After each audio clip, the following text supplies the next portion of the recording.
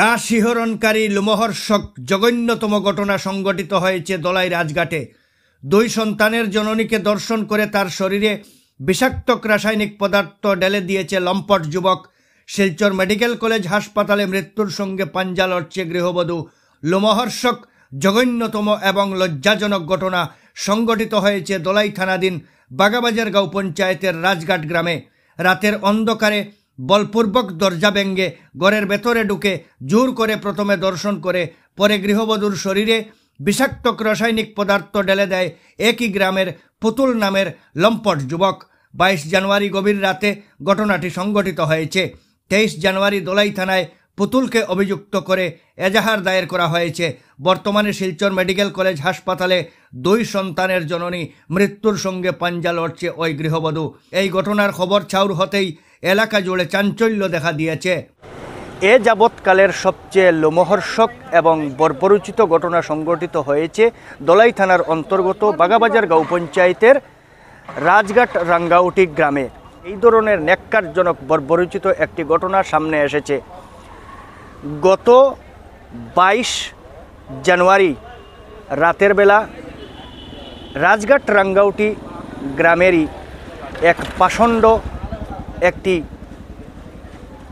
গড়ে বলপূর্বক দরজা ভেঙে প্রবেশ করে সেই গড়ের মহিলার সাথে দর্শন করার চেষ্টা করেছে। তারপর যখন দস্তাদস্তি করে ওই মহিলার উপরে বিষাক্ত অ্যাসিড জাতীয় পদার্থ ওই মহিলার শরীরে ফেলে দেয় এবং মুখের মধ্যেও ঢেলেছে বলে জানা গেছে। তো মুখের এবং শরীরের বেশিরভাগ অংশ পুড়ে গিয়েছে আর এই পোড়াগুলিতে বর্তমানে পছন্দ ধরেছে।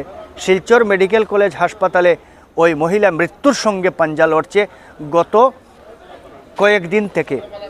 22 তারিখ এই মহিলার সঙ্গে কুকর্ম করে ওই পুতুল নামের পাষণ্ড যখন ঘর থেকে বেরিয়ে যায় তখন আননোন একটা নম্বর দিয়ে ওই মহিলার স্বামী ফোন করে জানিয়েছে যে তোমার স্ত্রীকে বাঁচাও। তো শোনার পর অন্যত্র কাজে ব্যস্ত ছিলেন, তিনি দৌড়ে এসেছেন নিজের স্ত্রীকে বাঁচানোর জন্য। আসার পর উনি দেখে দলাই প্রাথমিক চিকিৎসা কেন্দ্রে প্রথমে নিয়ে এসেছেন, তারপর দলাই পুলিশ হয়ে পরের দিন 23 তারিখ দলাই থানায় একটি এফআইআর দায়ের করা হয়েছে পুতুল নামের পাষণ্ডকে অভিযুক্ত করে। তার কাছে যাওয়ার চেষ্টা করব, তার বক্তব্য এবং তার পরিবারের অন্যান্য সদস্যদের বক্তব্য আপনাদের সম্মুখে তুলে ধরার চেষ্টা করছি। 3 নম্বর তলায় ফিমেল ওয়ার্ডের আমরা যে ভিকটিম বাগাবাজারের রাজঘাট রাঙ্গাউটির দেখানোর চেষ্টা করছি। এই দেখুন, female medicine unit 345 bed number 41 to 80 এখানে তাদের দেখানোর চেষ্টা করছি। এই বেডেই তো ওনার পরিবারের সদস্যদের সাথে আলোচনা করে যে তথ্য আমরা সংগ্রহ করতে পেরেছি, এই মুহূর্তে রোগীর যে পজিশন অবস্থা সেই হিসাবে রোগীর স্টেটমেন্ট আমরা আপনাদের তুলে ধরতে পারছি না, কিন্তু পরিবারের অন্য সদস্য যে মন্তব্য আপনাদের সম্মুখে তুলে ধরার চেষ্টা করছি। তোমার কিটা তাই না ফুলিনি, তোমার বাড়ি কোনখানে? হাইলাকান্দি থেকে বিয়ে হয়েছে। এখন তোমার ফুলির কন্ডিশন খারাপ নেই, মাইটা হারণ্য নেই। বাগাবাজার রাজঘাট পার্ট 1। ঘটনা হয়েছে আমার গাঁওর একটা ছেলে, তার নাম হইল ফুতুল। বাড়ির দাদি যাইতে সময় আমার বেটি বাড়িছেন গরলিয়া খাদাইয়া, তখন নম্বর চাইছে। আমার বেটি উঠে যে কইছেন তোমার আমি আমার নম্বর খানে দিতাম, তো ফোন নম্বর। তখন হে উঠা কইছে না আমার কাজ আছে, বলে না আমার লগে তো তোমার কোনো কাজ নাই।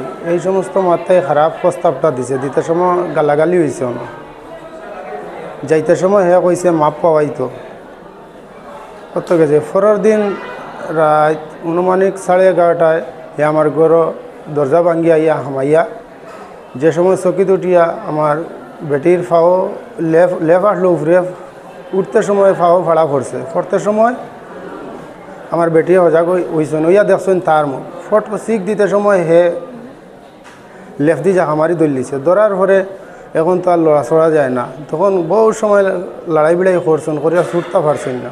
এর বাদে একটাও জাড়া মারি তারে ফালাইছেন। ফালাইতে সময় হে ফাল মারি উঠিছে, বুকুত ফাড়া মারি ধরিয়া বিষর বোতল একটা বা করছে। বাকরিয়া কইছে মারি ফেলাই দিতাম, কইয়া আগু মুখও ডালিছে। ডালতে সময় আমার বেটিয়ে তলে দিয়ে মুখটা দিলাইছে। দিতে সময় আস্তা শৈল্য একদম ডালিছে।